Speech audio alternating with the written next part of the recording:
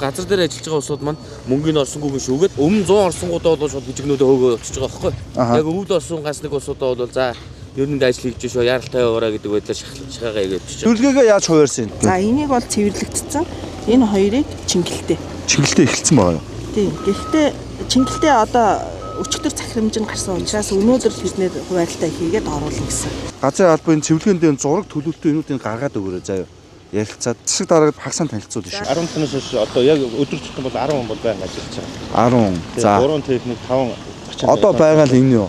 Юу одоо хогийн цэвэр нэг ачаад явцсан. Байшингаа нуураач чинь. Хогоо ингээд зөөч чинь. Тэгээд одоо нэг сууринууд нэг газар хөлдөө учраас нэг экскаватор дийлэхгүй. Хүн хүчээ шахаад илүү цагийн хүмүүстээ өгөөд ажиллаа айгу сайн явуулж байна. Урдан шахаад техник тоног хөрөмжөдөө цааваад ажлаа сайн чанартай хийж. За одооноос нэг жоохон өдөр тавигдаад эхэлж байгаа болохоор орой 6 хүртэл ажиллаж, өшөө жоохон тавигдаад ирвэл 7 хүртэл ажиллая гэдэг. Нэг газар шүлгэлтэнд ингээд орчууд одоо нүг өгөөд энэ айлаас хавлаа.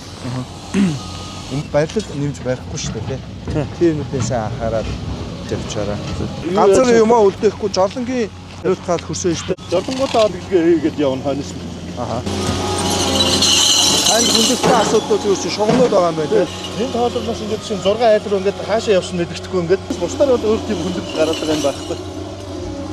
Техник ажиллаж байна. Манайх одоо 6 хаваатай, 2 экскаватортай, 1 ховштай ажиллаж байгаа. Өдөрт хэдэн айлч чадчих. Ер нь бол яг энэ уртын хэсгийг бол бид нар нэг 3 өдрийн дотор 58 айл хийсэн байгаа. Оо сайн хийсэн шүү дээ. Тийм, Нуураад манайх унгаагаад техникээр нэлээд зодсон. Аха.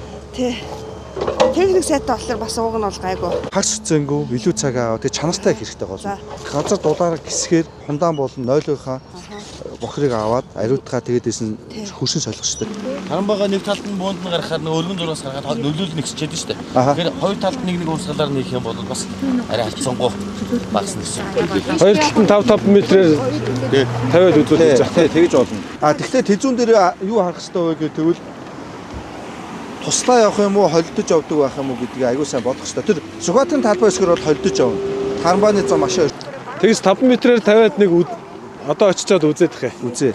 Мөнгө авчаад нүүх байгаа айлуудад мэдээлэл өгч өгнө. Уулах шийдвэр ийм байдлуудыг дахиад мэдээллүүдийн бүгдүүдийг өгөөд хөөцөлтөд тоо гаргаад. тогтчил үйлчлэгийн төв юм уу тэдрэл буулгуулна шүү дээ. Эсвэл тусгай зөвшөөрөлтэй компаниудад төлбөрийн төлөв буулгуулах хэрэгтэй.